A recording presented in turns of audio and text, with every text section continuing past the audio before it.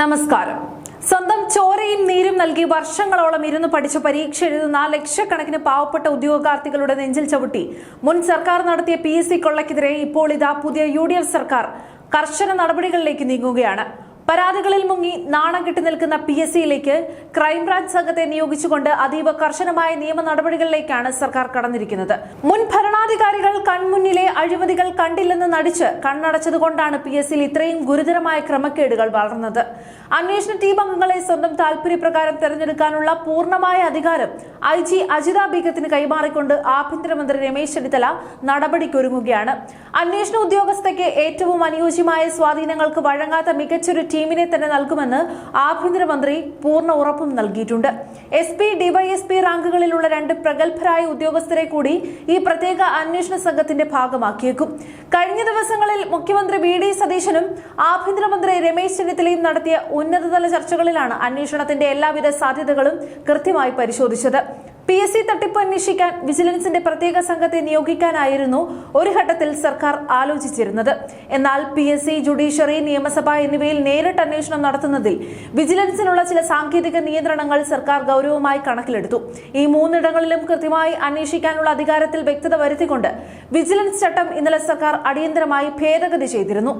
എങ്കിലും ആത്യന്തികമായി ക്രൈംബ്രാഞ്ച് അന്വേഷണം തന്നെയാണ് ഏറ്റവും ഉചിതമെന്ന് മുഖ്യമന്ത്രിയും ആഭ്യന്തരമന്ത്രിയും വിലയിരുത്തുകയായിരുന്നു.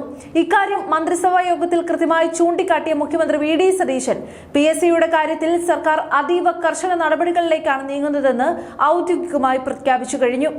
PSC എന്നത് ഒരു ഭരണഘടനാ സ്ഥാപനമാണെന്ന വലിയ വീമ്പുപറച്ചിലൊന്നും ഇനി കേസന്വേഷണത്തിൽ അവർക്ക് ഒരു സുരക്ഷാ കവചമായി ലഭിക്കില്ല. അന്വേഷണത്തിൽ നിയമപരമായ നടപടികൾ സ്വീകരിക്കുന്നതിൽ ക്രൈംബ്രാഞ്ചിന് മേൽ യാതൊരുവിധ രാഷ്ട്രീയ നിയന്ത്രണങ്ങളും സമ്മർദ്ദങ്ങളും ഉണ്ടാകില്ലെന്ന് സർക്കാർ ഉറപ്പ് നൽകിയിട്ടുണ്ട്. നാട്ടിലെ മറ്റേതൊരു ക്രിമിനൽ കേസ് പോലെ തന്നെയാവും PSCയിലെയും അന്വേഷണം.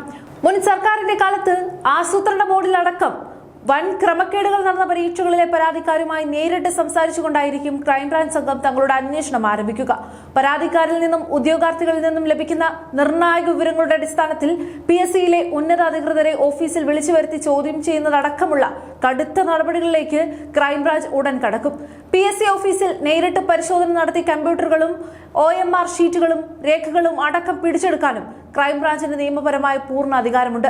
ക്രമക്കേടുകൾ തെളിഞ്ഞാൽ അതിനെ അതീവ ഗുരുതരമായ ക്രിമിനൽ കുറ്റമായി കണക്കാക്കി PSCയിലെ അഴിമതി വീരന്മാരെ വലയിലാക്കി അറസ്റ്റിലേക്ക് വരെ നീങ്ങാനാണ് പോലീസിന് ലഭിച്ചിരിക്കുന്ന കർശന നിർദ്ദേശം.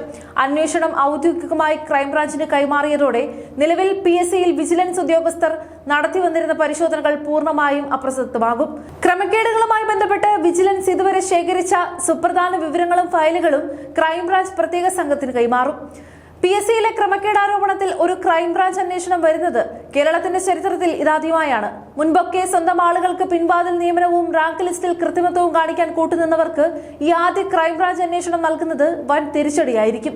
ചുരുക്കത്തിൽ മുൻ ഭരണാധികാരികളുടെ തണലിൽ PSCയെ അഴിമതിയുടെ കേന്ദ്രമാക്കി മാറ്റിയ ഉദ്യോഗസ്ഥ പ്രമാണിമാരുടെയും അവരുടെ രാഷ്ട്രീയ യജമാനന്മാരുടെയും നെഞ്ചെടുപ്പ് കൂട്ടുന്നതാണ് IG അജിത ബീഗത്തിന്റെ നേതൃത്വത്തിലുള്ള ഈ ഒരു പുതിയ ക്രൈംബ്രാഞ്ച് വേട്ട. അഴിമതിയും കൃത്രിമത്വവും നടത്തി പാവപ്പെട്ടവരുടെ സ്വപ്നങ്ങൾ തകർത്തവർ എത്ര വലിയ ഉന്നതരായാലും അവർ വരും ദിവസങ്ങളിൽ നിയമ നടപടികൾ നേരിടേണ്ടതായി വരും. PSC പോലെയുള്ള ഭരണഘടനാ സ്ഥാപനങ്ങളെ രാഷ്ട്രീയ അതിപ്രസരത്തിൽ നിന്നും അഴിമതിയിൽ നിന്നും പൂർണ്ണമായും ശുദ്ധീകരിച്ച് അർഹതപ്പെട്ട ഉദ്യോഗാർത്ഥികൾക്ക് മാത്രം ജോലി ഉറപ്പാക്കാൻ വിട്ടുവീഴ്ചയില്ലാത്ത നടപടികളുമായി ഇനി സർക്കാർ മുന്നോട്ടു പോകണം.